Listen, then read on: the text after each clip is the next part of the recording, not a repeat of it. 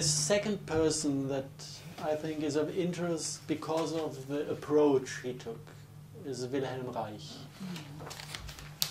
And he came basically from psychology and human health, and he was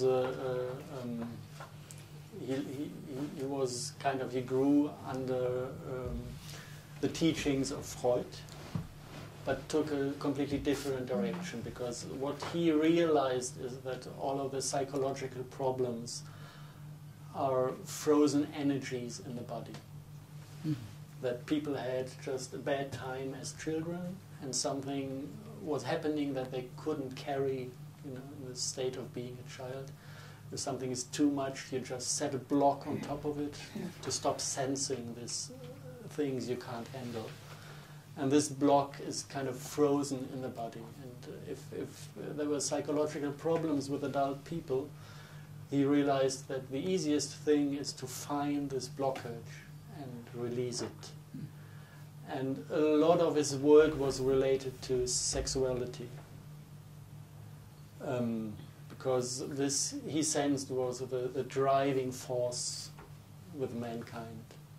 If sexuality was flowing freely, the energies connected to this topic were flowing freely, people were healthy. And if this was blocked due to maybe just the rigid education concerning sexuality, then people developed psychological problems and diseases. So his main work was to get the body functioning again by talking with people and making them move in a certain way. Like if my anger is blocked and I start turning my arm for 15, 20, 25 minutes, at a certain point this motion is releasing the block, and then all the anger from my childhood is just bashing out, and then it's okay.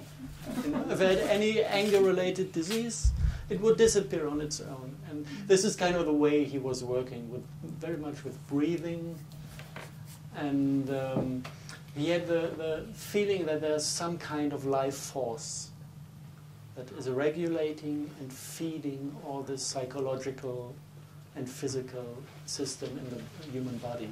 So he started basic research on this life force, which had to do a lot with microorganisms and microscoping microorganisms.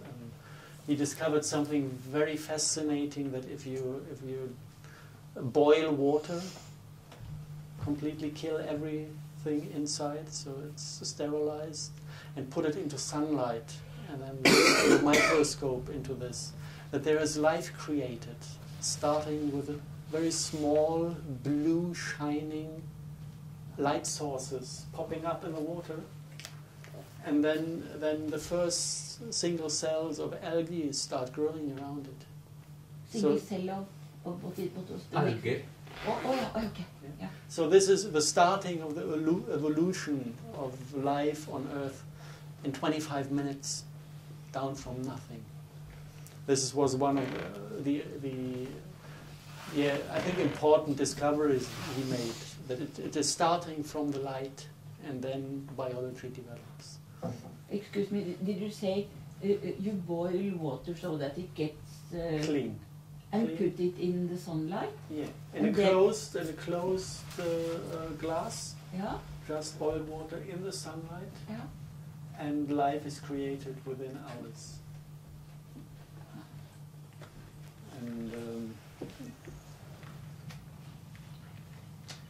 And so this was his psychological part, then the scientific part on microorganism he did, and then he started to discover the same life forces in nature on the big scale, which was a funny. He was just observing very precise in his life, and he left Germany during the Second World War and went to live in the United States in the 60s. First he came to Norway in the 30s. Yes. He lived in Oslo. Yeah. And he created the organ cabinet. He influenced quite a bit of the eco-philosophy in Norway. different groups. It's legendary for Yeah, some it's a pity you hardly hear about this period of his life in Germany. If you study Reich's history in Germany, it switches directly from Germany to the United States. But I'm curious what he did here. He was building a new home and house somewhere in nature, and close to the house there was a lake, and he was working on the water supply for the building, and he put some iron pipes down to the lake to get the water pumped up to the house. And this was taking time, so the pipes were just lying around on this ground, sticking with one side in the lake and one side outside the lake. And he was going there every day to do something and left the pipes, and he observed that the point where these pipes were pointing to in the sky always had interesting cloud structures that were different from all the other clouds in the surrounding. And he was just observing it, and he started thinking about what can I do when I have a pipe, stick it into water, and use it as a tool to play with the clouds. And he found out if I point at a cloud, then the cloud disappears. And if I point right next to the cloud, it starts growing.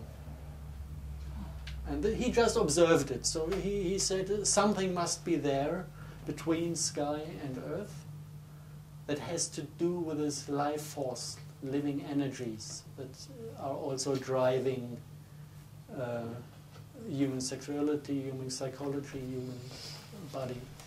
And he started making research on this phenomena, and he developed the cloudbuster, that is basically a passive instrument to manipulate weather. And he started working with it in the United States. When farmers didn't have enough rain to get the harvest in, then they called Wilhelm Reich, and he came over with this large, colorful truck and the cloudbuster on top. And he made it rain. And that was basically too much for the American administration, because he was starting to become popular with his knowledge, and he was starting to offend the normal scientific view of the world. And the Food and Drug Administration took care of him. So he created his own language to describe these phenomena, which is basically orgon is the name for this life force. And if the life force got bad on the planet due to whatever atomic bomb testing or too much pollution from a city, then this quality of the life force turned against living beings, and this is what he called a deadly organ. And they just told him, you're not allowed to use these terms anymore. And this was, for him, it was just a stupid game. He said, they can't tell me not to use the words I created. We're in the United States, so this is a country of freedom. And he just continued. He was building these organ chambers to heal people, to energize the human body, a chamber containing different layers of metal and organic material, pulling this organ energy inside the box, and you could sit in the box, and it was doing good to the body and to your energetic system, and he was healing people, and he didn't stop. They told him stop, he didn't stop, he went to jail. And I don't know how many years, I think 2 or 3 years he survived in jail, and then he died officially from a heart attack. But it's not really obvious, because he sent some letters before it happens that he's afraid they're going to kill him. And he had caught some kind of disease, and they were giving him medication, and the medication had, without any reason, they changed the pills they gave him from a red to green color, and then he just had a heart attack. And it's possible that they just tried to get rid of him because he was the version I heard from relatives from Reich that they forgot his place in the prison. So he died without any